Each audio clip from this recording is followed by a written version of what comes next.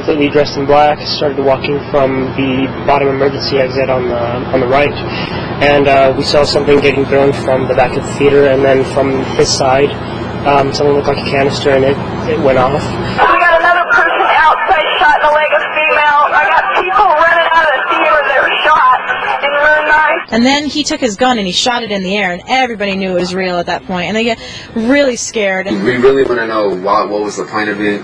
It's like there's no sense to it. We have no idea what to make of it. He's shooting little kids. He's shooting adults. He's shooting our friends that we went to school with. Get us some damn gas masks for Theater 9. We can't get in it. It was unreal. I couldn't really process it exactly. I mean, I knew it was happening, but I couldn't process what was actually going on. He took his gun straight from here and pointed it right at my face, and I was just terrified. I didn't know what to do. All I did was dive. We actually ended up having to duck on top of each other because there wasn't room.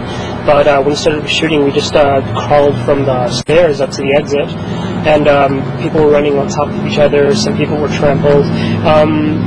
There was a woman who was lying unconscious because people were trampling over her. Oh, we ran. We ducked and waited, and then we ran out just so that we could make it on time so we don't get hit or anything. I mean, everybody was just running, not even paying attention, just running out. There was just a young girl laying on the concrete with 2 gunshot wounds on her leg and blood completely covering her stomach area. 14, we have a parking car shot. Plate 240 John Zebra. It's Kia. The only image that sticks with me is the guy walking in through the door, throwing a gas can, and seeing a gun around. That's the only thing that sticks in my mind that replays right now. It does not make sense. I mean, it was just at random. Everybody was there to see the premiere of Dark Knight, and someone just comes out to, just randomly start shooting people. We don't even know what it was for. So it just doesn't make sense at all. As they were leaving, he witnessed baby, an infant, get shot. All I hear is gunshots, just left and right, boom, boom, boom, and there's little women and children in there, you know what I mean? And there was a 6-year-old apparently that got shot, and I saw a 14-year-old girl lifeless on the stairs. 6 a.m. I need a march corps behind the theater, sable sign. The suspect's in a gas mask. You just try to appreciate what you do have. I mean, we saw a lot of injured people, a lot of people, bloody. Our 2 people we accompanied the theater with, their hands were covered in blood. They were injured themselves, but you try to make sense of everything by just appreciating what's there. I just hope that nobody ever has to see that or go through that, and I just hope that I know that there's a lot of people who didn't make it, and I hope the people who are still hanging on make it. Brandon, you've got now your guest all ready to talk about the experience that went through his mind last night. Yeah, this is Corbin Dayton. Thank you for taking the time. We spoke with your friend Jennifer a little bit ago, and she told us your experience. So you were with her in that second row in Theater 9 where the shooting took place. Yes, so we were sitting right together, 5 feet, both of us away from the person who committed what happened today.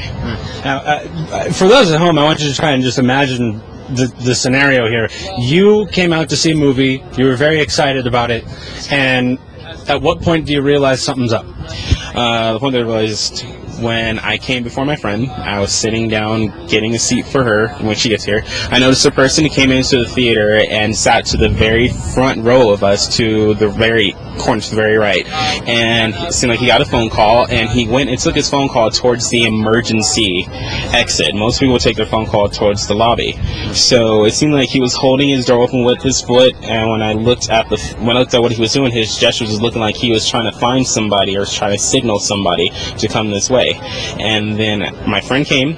I went to bring her into the theater. The door was closed, and about 15 to 20 minutes into the movie, the door swings back open. A guy walks in dressed all in black, helmet, gas mask, black armor, suit, everything, and I noticed something went off behind me. I wasn't sure if he threw it or if somebody behind me threw it into the audience behind me, but it was I guess was a gas canister. It got harder to breathe, and less than 2 seconds of it going off, the gunshots started happening.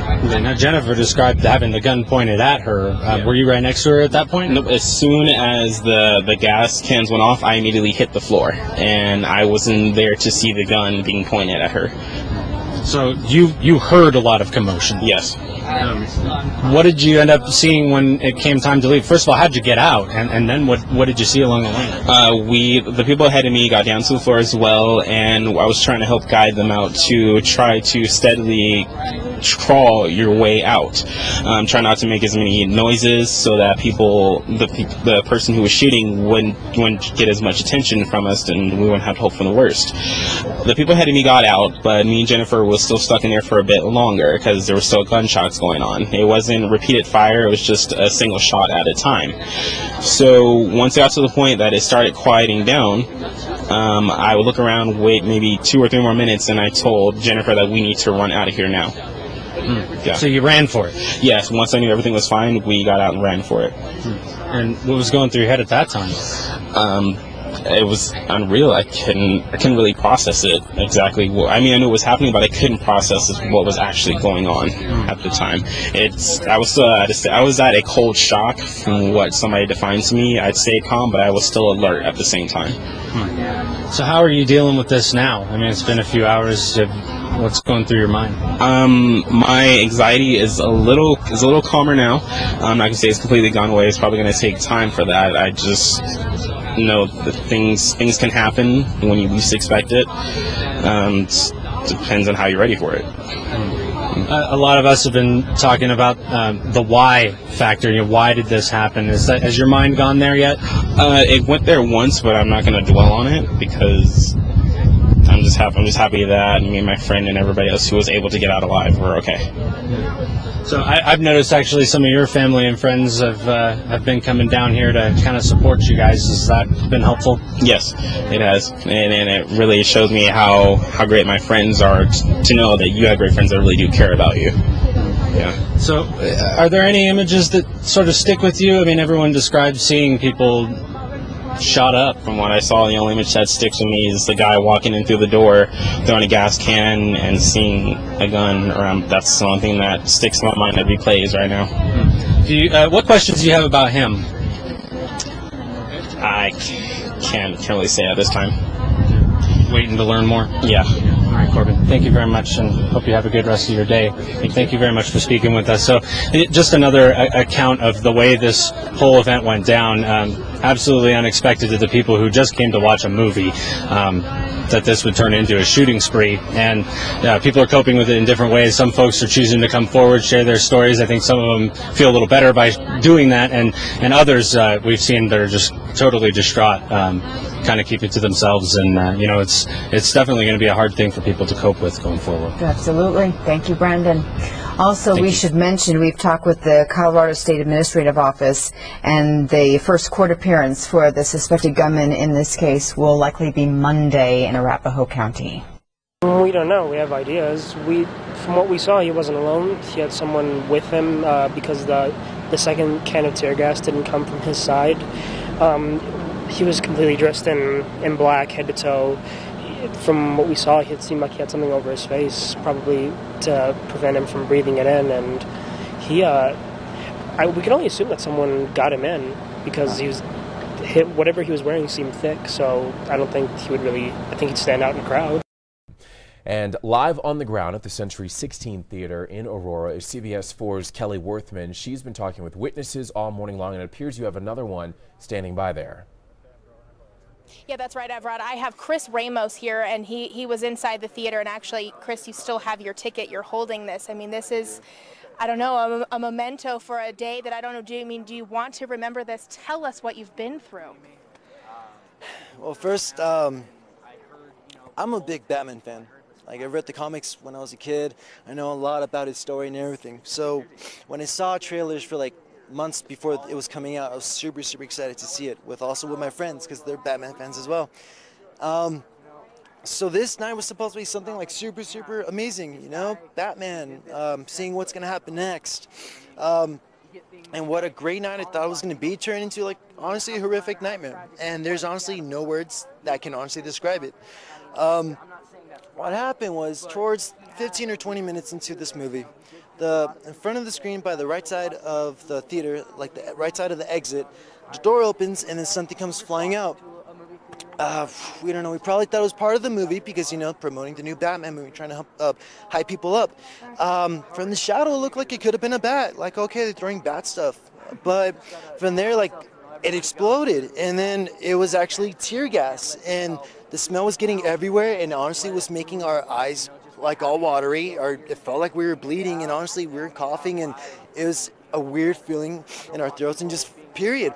And then from there, we heard two big bangs, like fireworks. That was part of the show, but actually a guy that was sitting right next to me actually ended up getting shot. Oh my gosh. And then that's when I realized that this was not part of the movie. And I honestly don't know how, but I actually grabbed my sister and I tackled her, pushed her like down to the ground, like below the seat so we don't get hit. And by the exit, I'm just seeing the gunman like shooting everywhere. He's just standing right by the door, just shooting as much as he can. Like, he doesn't have like a pattern. He's like shooting random places. And for the record, there was only one guy. Like, when I was crawling out, I was looking over as fast as I could. There was only one guy. He probably shot 60 or 70 rounds, didn't have a pistol. He probably had like a rifle or something. He was shooting like crazy. And there was so many people that were just trying to escape. There was like blood everywhere. There was like bodies on the ground. And the only thing I was thinking of was getting my sister out, and I honestly don't know how I did that, like, at all, because right when I jumped down on the ground, I was literally scared. The feeling that I had is indescribable. No one in this world, unless if you were there, you would understand what we went through. But for the people watching, it's honestly a really scary feeling. Okay, right now we need to go. Got the media together as quickly as he could, just to kind of let us know what was going on and to give us the update on the 14 people dead and at least 50 who are injured and being treated at local hospitals after the shooting this morning at the Century 16. We want to play a bit of that press conference this morning. It was taken over the phone. Let's listen. We have a suspect in custody, yes. Do you believe there's other people that you need to find? I just answered that question. As of right now, we do not have any evidence of a second gunman, but obviously we're concerned about that, and we're doing everything we can to find out if that might possibly be true. But as of right now, we have no evidence. Yes, any more questions? Yes, Chief, how are you talking about the victims' families? We'll figure that out. We've mobilized our entire victim services unit and all the detectives we can. We have wonderful support from some of our other agencies and their investigators. And as we sort through this evening, one of our highest priorities will be dealing with the families of the victims. Chief, can you talk about the ages and sexes of the victims, please? No, I can't. Chief, witnesses were saying that there seemed to be a police presence immediately as soon as they heard gunfire. Was there anything that they could have known of beforehand to show up sooner? I can't answer that question. I know that we were here immediately, and thankfully we apprehended a suspect. And so. Is there any place where victims' families can go or call tonight as they're waiting for people to come home from the mall? The witnesses who were not injured that we know of are at Gateway High School. And as I said, there are approximately 50 who were injured, and they were at the area hospitals that I've named, and I'm sure those hospitals are dealing with family response right now. Well, most of us have never experienced anything like this, and they're performing extraordinarily well, and I'm very, very proud of them. Again, that was Chief Dan Oates with the police department in Aurora. He had mentioned that there's going to be a bigger press briefing at 11, but that's still hours away, and so many questions and so much concern from people within our community.